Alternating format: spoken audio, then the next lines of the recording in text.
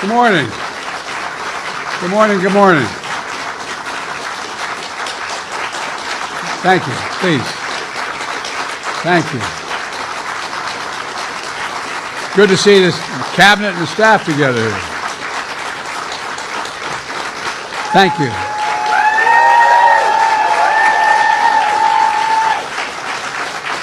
Thank you, thank you, thank you. Please.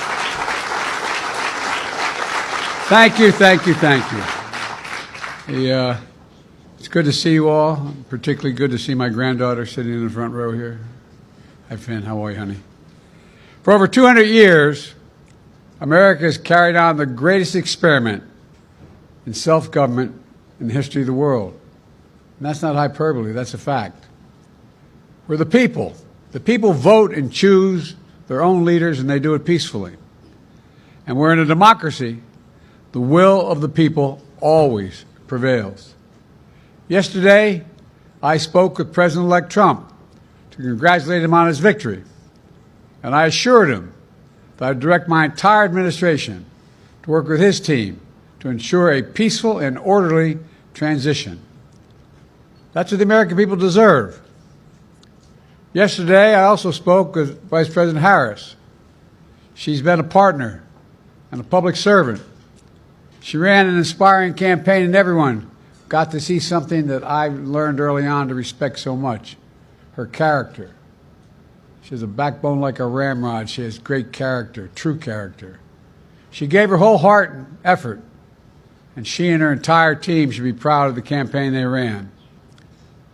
You know, the struggle for the soul of America, since our very founding, has always been an ongoing debate and still vital today. I know for some people, it's a time for victory, to state the obvious. For others, it's a time of loss. Campaigns are contests of competing visions. The country chooses one or the other. We accept the choice the country made. I've said many times, you can't love your country only when you win. You can't love your neighbor only when you agree.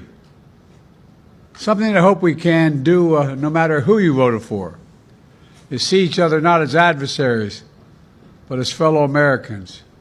Bring down the temperature. I also hope we can lay to rest the question about the integrity of the American electoral system. It is honest, it is fair, and it is transparent. And it can be trusted, win or lose. I also hope we can restore the respect for all our election workers who busted their necks and took risks at the outset.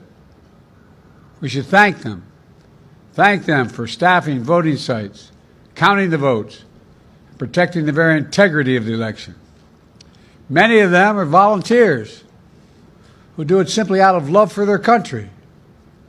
And as they did their duty as citizens, I will do my duty as president. I'll fulfill my oath, and I will honor the Constitution. On January 20th, we'll have a peaceful transfer of power here in America. To all our incredible staff, supporters, cabinet members, all the people who have been hanging out with me for the last 4 years, God love you, as my mother would say, thank you so much. You put so much into the past 4 years. I know it's a difficult time. You're hurting. I hear you and I see you. But don't forget all that we accomplished. It's been a historic presidency. Not because I'm president, because what we've done, what you've done. A presidency for all Americans. Much of the work we've done is already being felt by the American people, but the vast majority of it will not be felt over the next 10 years. We have legislation we passed that's just only now just really kicking in. We're going to see over $1 trillion worth of infrastructure work done, changing people's lives in rural communities and communities that are in real difficulty because it takes time to get it done. And so much more it's going to take time, but it's there. The road ahead is clear, assuming we sustain it. There's so much we can get done. and will get done based on the way the legislation was passed. And it's truly historic. You know, we're leaving behind the strongest economy in the world. I know people are still hurting, but things are changing rapidly. Together, we've changed America for the better. Now we have 74 days to finish the term, our term. Let's make every day count.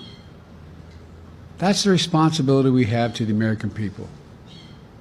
Look, folks, you all know it in your lives. Setbacks are unavoidable, but giving up is unforgivable. Setbacks are unavoidable, but giving up is unforgivable. We all get knocked down. But the measure of our character, as my dad would say, is how quickly we get back up. Remember, a defeat does not mean we are defeated. We lost this battle. The America of your dreams is calling for you to get back up. That's the story of America for over 240 years and counting. It's a story for all of us, not just some of us. The American experiment endures. We're going to be okay, but we need to stay engaged. We need to keep going. And above all, we need to keep the faith.